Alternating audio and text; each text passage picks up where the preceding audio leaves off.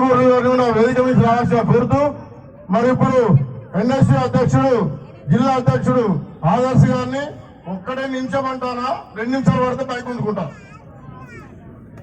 మల్లారెడ్డి జిల్లాల గారిని వేదిక మీద రావాల్సిన కోరుతున్నాం. వేగుంట రాయలింగ్ ఉన్న వేదిక మీద రావాల్సిన కోరుతున్నాం. సభా అధ్యక్షులు పట్టణ కాంగ్రెస్ కమిటీ అధ్యక్షులు ముత్తల మల్లయ్య గారికి, ఈ వేదిక పైనటువంటి municipal chairperson municipal councillor PCC secretary Chilmashankar గారికి, అలాగే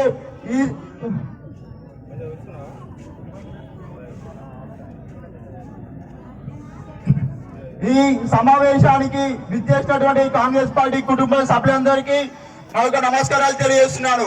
ఈ రోజు మనము బెల్లంపల్లి నియోజకవర్గంలో ఉన్నటువంటి బెల్లంపల్లి పట్టణంలో ఈ భారీ బహిరంగ సభ ఎందుకు నిర్వహిస్తున్నామంటే, మనకి జరిగేటటువంటి పార్లమెంట్ ఎన్నికలలో మీరందరూ కూడా గడ్డం వంశీకృష్ణ గారిని ఆశీర్వదించి ఓటు వేయాల్సిందిగా కోరుతున్నాము.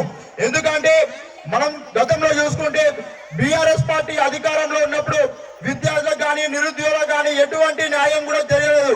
కాబట్టి ఇప్పుడు గడ్డం వంశీకృష్ణ గారు యువకులు విద్యావంతులు చదువుకున్నటువంటి వాడు, విద్యార్థులకు కానీ నిరుద్యోగులకు కానీ వారు ఉద్యోగ అవకాశాలు కల్పిస్తామని మాటిచ్చారు. వారు సంస్థలు పెట్టి కూడా ఇక్కడ ఉన్న ప్రతి ఒక్కరికి కూడా ఉద్యోగ అవకాశాలు కల్పిస్తారు. కాబట్టి ఇక్కడ ఉన్నటువంటి విద్యార్థులను కానీ యువకులందరినీ కూడా నేను కోరుకునేది ఏంటంటే, మీరందరూ కూడా వంశీకృష్ణ గారికి ఓటేసి భారీ మెజార్టీతో గెలిపియాలి. ఇప్పుడు బీజేపీ పార్టీ ఏమో మతంతో వస్తున్నది. ఈ మతాలతో మనం ఎందుకు రాజకీయం చేయాలి?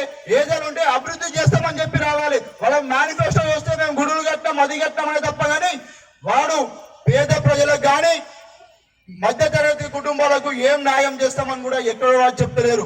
వారు అయోధ్యలో గుడి కట్టినాం, ఇక్కడ అది చేసినాం, ముస్లింలకి హిందువులకి ఈ కొట్లాటలని మనకు అవసరమా? అవసరం లేదు. మనకి అభివృద్ధి కావాలంటే మనము అసెంబ్లీ ఎన్నికలలో కాంగ్రెస్ పార్టీకి గెలిపించారు. మనందరం కూడా